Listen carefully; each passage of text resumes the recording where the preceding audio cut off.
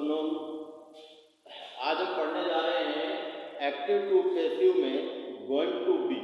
पहले हमने पढ़ा कि एक्टिव टू पैसिव में सिंपल सेंटेंस को कैसे चेंज करते हैं।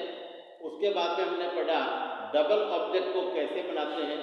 और आज गाइस हम पढ़ेंगे कि एक्टिव टू पैसिव में गोइंग टू बी का यूज कैसे होता है, इसकी क्या पहचान होती है। सबसे पहले हम पहचान देखेंगे कि किसी भी सेंटेंस में अगर गोइंग टू के बाद में वर्ब की फर्स्ट फॉर्म दी गई है तो इसका मतलब है कि यह गोइंग टू के नियम से ही बनेगा।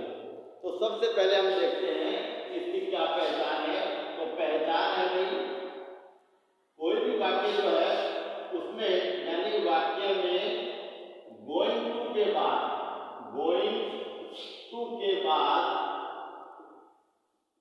वर्ब की फर्स्ट फॉर्म होती है। फर्स्ट फॉर्म होती है। फॉर एग्जाम्पल आप देख सकते हैं, जैसे she is going to play cricket.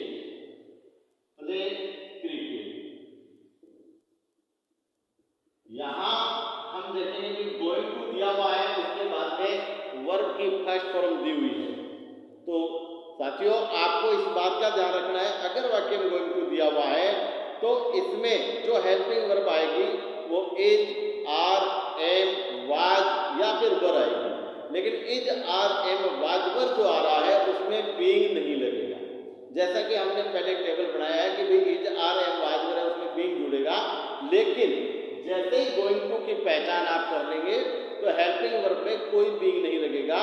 इसमें आपको इस फॉर्मूले से बनाना है, जैसे cricket is going to be और प्ले का हो जाएगा प्लेड बाय सीता। तो यहां हम किस फॉर्मूले का यूज कर रहे हैं, आप फॉर्मूला लिख सकते हैं। फॉर्मूला होगा, सबसे पहले हम लिखेंगे ऑब्जेक्ट के बाद में हम लिखेंगे हेल्पिंग वर्ब, उसके बाद में हम लिखेंगे गोइंग टू बी और उसके बाद में वर्ब की थर्ड फॉर्म, फिर बाय और लास्ट में लिखेंगे सब्जेक्ट। तो ये फॉर्मूला इसमें काम करेगा। सबसे पहले हमने क्या लिखा है, ऑब्जेक्ट लिखा है। उसके बाद में हेल्पिंग वर्ब जो is, are, am, was, were object के अनुसार लगेगी। फिर लगेगा गोइंग टू बी, वर्ब की थर्ड फॉर्म लगेगी।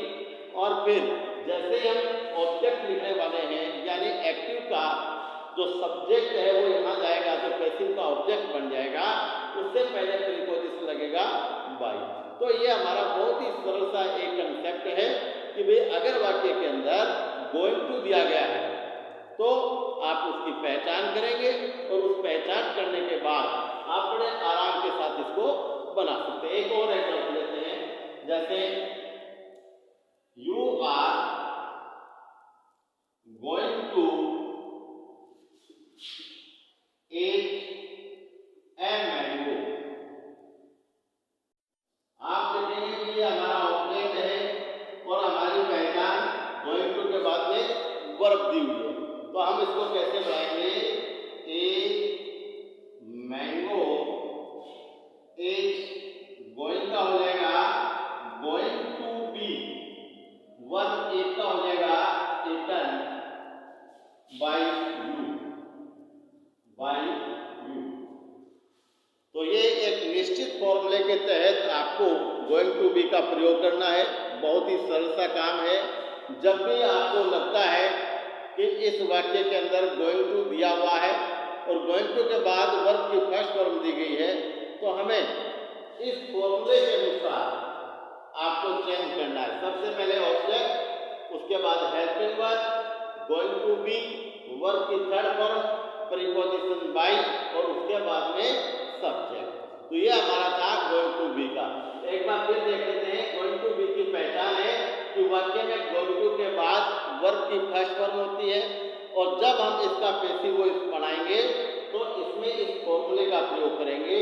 सबसे पहले ऑब्जेक्ट, फिर हेल्पिंग वर्ब, फिर गोइंग टू बी, वर्ब की थर्ड फॉर्म बाय और ए सब्जेक्ट। अब ऐसा माना जाता है, कोई हमें पूछ भी लेता है कि भाई बी का यूज क्यों हुआ, तो आप सब जानते हैं दोस्तों कि पैसिव वॉइस में हमेशा वर्ब की थर्ड फॉर्म का यूज होता है, और यहाँ थर्ड फॉर्म का यूज अगर हम करेंगे तो गोइंग टू के बाद तो होगा नहीं, क्योंकि टू के बाद कभी भी वर्ब की सेकंड या थर्ड फॉर्म नहीं आती, इसलिए हमें बीच में बी का यूज करना पड़ता है।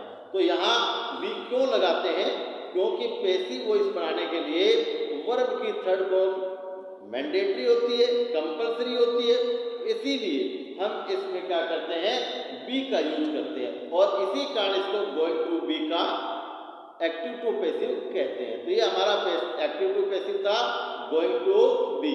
पहचान हो गई, और पहचान होने के बाद हम लोगों ने इसको बड़े आराम से बना लिया। तो ऐसा कोई भी वाक्य अगर आता है जिसमें हम एक्टिव टू पैसिव बना रहे हैं, तो गोइंग टू बी का बहुत ही सिंपल सा है। जैसे हम कहें कि I am going to meet my parents, इसको भी हम बना सकते हैं कि my parents are going to be met by me. I am going to kill a snake is going to be killed by me. इस प्रकार के अनेकों एग्जाम्पल आप दे सकते हैं। बहुत ही सरल सा है और छोटा सा ही हमारा वीडियो है। आपको मैं आशा करता हूँ कि सबको समझ में आया होगा। तो आज हमने एक्टिव टू पैसिव का पार्ट नंबर 5 पढ़ा है साथियों, और जिसमें हमने